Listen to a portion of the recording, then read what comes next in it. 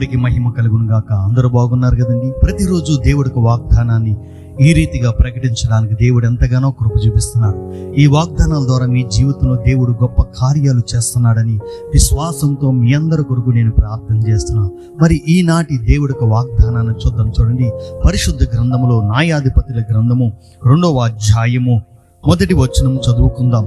నేను మిమ్మును ఐగుప్తు నుండి రప్పించి మీ పితరులకు ప్రమాణము చేసిన దేశమునకు మిమ్మును చేర్చి నీతో చేసిన నిబంధనను నేనెన్నడూను మీరను. దేవుడి స్తోత్రం, హల్లెలూయా. ఐగుప్తులో 400 సంవత్సరాలుగా బాధపడుతున్న ఇశ్రాయేల్ ప్రజల్ని దేవుడు జ్ఞాపకం చేసుకున్నాడు. అబ్రహాముకి ఇచ్చిన మాటని నెరవేర్పు చేయుటకు, దేవుడు ఐగుప్తులో ఉన్న ప్రజలందరినీ విడిపించుటకు దేవుడు మోషే గారిని ఎన్నుకొని, మోషే ద్వారా దేవుడు అద్భుత కార్యాలు, సూచక్రియలు, మహత్కార్యములు జరిగించి 400 సంవత్సరాలుగా ఉన్న ఒక బానిసత్వ బ్రతుకుల్లోంచి దేవుడు విడిపించాడు. తన వాగ్దానాన్ని ఆయన జ్ఞాపకం చేసుకున్నాడు. దేవుడు మనకిచ్చే వాగ్దానాన్ని ఏనాడు మర్చిపోడండి. ఇక్కడ సెలవిస్తున్నాడు, నేను మిమ్మల్ని ఐగుప్తు నుండి రప్పించి మీ పితరులకు ప్రమాణము చేసిన దేశమునకు మిమ్మల్ని చేర్చి అంటున్నాడు. మీ పితరులతో చేసిన నిబంధన ఏదైతే ఉందో ఆ నిబంధన నేను జ్ఞాపకం చేసుకొని మిమ్మల్ని ఐగుప్తు నుండి నేను విడిపించాను, రక్షించాను, కాపాడాను, మిమ్మల్ని కానాను దేశానికి తీసుకెళ్ళడానికి నేను నడిపిస్తున్నాను సెలవిస్తున్నాడు. సెలవిస్తూ అంటున్న మాట ఏంటంటే, నీతో చేసిన నిబంధన నెన్నడును మీరను అంటున్నాడు. దేవుడు ఒక నిబంధన చేస్తున్నాడు. ఏంటి ఆ నిబంధన అంటే, ఇదిగో మీరు కానాను దేశంలోకి వెళ్తారు, ఆ దేశం అంతా మీరు స్వతంత్రించుకుంటారు, ఆ దేశంలో మీరు కట్టని ఎండ్లలో మీరు ఉంటారు, మీరు విత్తనిక పంట పొలాలు మీరు కోస్తారు, పాలు తేనెలు ప్రవహించు దేశంలో మీరు నివసిస్తారు, ఏ శత్రువులు మీ దగ్గర రాకుండా మిమ్మల్ని కాపాడుకుంటూ నేను సంరక్షిస్తాను అని దేవుడు వారితో వాగ్దానం చేసి నిబంధన చేసి, ఈ నిబంధన నేను ఎప్పటికీ కూడా మరవను అంటున్నాడు. అవునండి, దేవుడు చెప్పినట్లుగా ఇశ్రాయేల్ ప్రజల్ని కానాను దేశంలో పంపించాడు. శత్రు సైన్యం అందరినీ కూడా నాశనము చేశాడు. ఇశ్రాయేల్ పక్షా నుండి యుద్ధము చేసి వీరికి కావలసిన స్వాస్థ్యాన్ని అనుగ్రహింపజేశాడు. ఎంత గొప్ప దేవుడండి! ఇశ్రాయేల్ ప్రజల పక్షాన దేవుడు కార్యం చేశాడు. ఇశ్రాయేల్ ప్రజల పక్షాన కార్యం చేసిన దేవుడు నా జీవితంలో కార్యం చేయడా? ఖచ్చితంగా చేస్తాడు. దేవుడు నీతో ఏదైతే నిబంధన చేసుకున్నాడో, ఏదైతే నీతో వాగ్దానం చేసి మాట్లాడి ఉన్నాడో, ఆ వాగ్దానాన్ని బట్టి మీరు దేవుడు సన్నిధిలో స్తుతించండి, ప్రార్థన చేయండి, విశ్వాసంతో అడగండి. ఖచ్చితంగా దేవుడు నీతో చేసిన నిబంధన వాగ్దానం ఏదైతే ఉందో అది ఆయన ఎన్నటికీ మరువడు.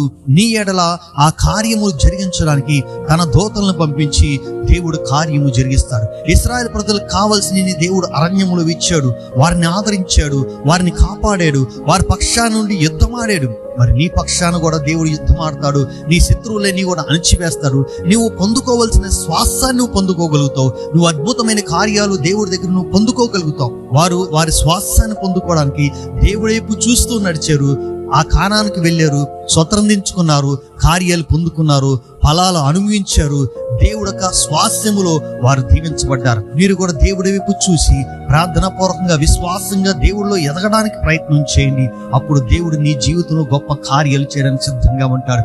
దేవుడు నీతో చేసిన వాగ్దానము అది ఎన్నటికీ మర్చిపోడు. ఒకవేళ నువ్వు మర్చిపోయి దాని విషయంలో ప్రార్థన చేయడం మానేసేవేమో, కానీ అది ఒక్కసారి జ్ఞాపకం చేసుకొని, ప్రభువా నువ్వు నాతో చేసిన వాగ్దానము, నా పితరులతో చేసిన వాగ్దానం నా జీవితంలో నెరవేర్చు ప్రభువా అని నువ్వు ఎప్పుడైతే ప్రార్థన చేస్తావో దేవుడు నీ జీవితంలో అద్భుత కార్యాలు, ద్వారాలు తెరవడానికి దేవుడు సిద్ధంగా ఉన్నాడు.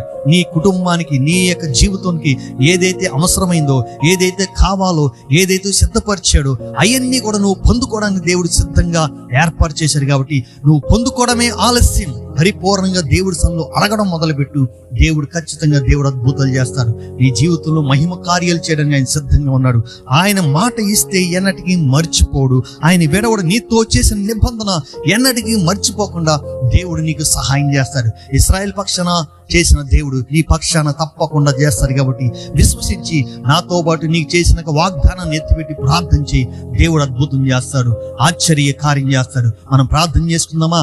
మహాపరిశుద్ధుడా, మహోన్నతుడా, ఇశ్రాయేల్ ప్రజల పక్షాన్ని వాగ్దానం చేసి ఆ నిబంధన నెరవేర్చిన దేవుడు అయ్యా తండ్రి, నాయన ఈ బిడ్డలైన వారికి నాయన నువ్వు చేసిన వాగ్దానాల నిబంధన జ్ఞాపకం చేసుకొని వారితో చేసిన నిబంధన నాయన నువ్వు నెరవేర్చే దేవుడు. నువ్వు మర్చిపోయేవాడు కాదు, ఖచ్చితంగా నెరవేర్చి నీ నామాన్ని నామాన్ని మహిమపరచమని, వారి కుటుంబాల్లో మేలులతో వారిని తృప్తిపరచండి. స్వాస్థ్యాలు దయచేయండి, ఆరోగ్యాలు దయచేయండి, నెమ్మదిని దయచేయండి, సమాధానం దయచేయండి. వారి కొదువులన్నీ తీర్చండి, సమృద్ధితో నింపండి. అన్ని విధాలుగా తోడి నడిపించి దీవించి ఆశీర్వదించమని యేసు నామములో అడుగుచున్నాము తండ్రి, ఆమేన్.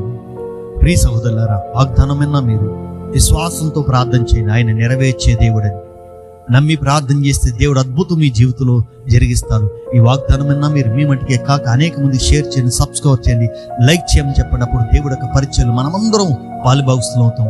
దేవుడు మిమ్మల్ని దీవించి ఆశీర్వదించును గాక. ఆమేన్.